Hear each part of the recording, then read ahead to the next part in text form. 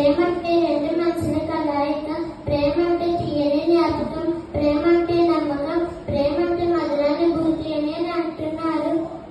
మరి వాళ్ళ ప్రేమలు ఎంతవరకు నిజానికి ఉంది? ప్రేమ అంటే అర్థం అంతేనా?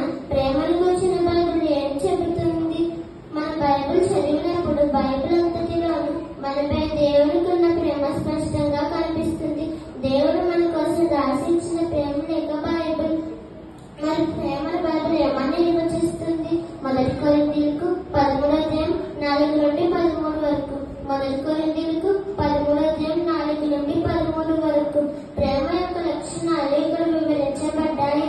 ప్రేమ దీర్ఘకాలం సహిస్తుంది, ప్రేమ దయ చూపిస్తుంది, ప్రేమ డంబంగా ప్రవర్తించదు, ప్రేమ ఉప్పొంగదు, ప్రేమ మర్యాదగా నడవదు, ప్రేమ సప్రయోజనాన్ని కోరుకొనదు, ప్రేమ కోపపడదు, ప్రేమ అపకారం చేయదు, ప్రేమ సత్యమునందు సంతోషించును, ప్రేమ అన్నిటినీ నమ్మును, ప్రేమ అన్నిటినీ తాడుకొనను, ప్రేమ అన్నిటినీ ఓర్చుకొనను, ప్రేమ అన్నిటినీ నిరీక్షించును, ప్రేమ శాశ్వత కాలం ఉండును.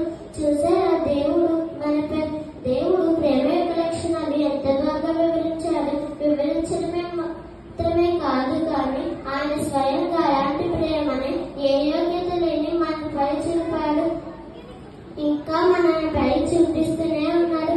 గనుక ప్రియులారా దేవుని ఆత్మ నుండి విభాగింపబడిన మనం కూడా మన సహోదరులపై ఇలాంటి ప్రేమను చూపించి భూమిపై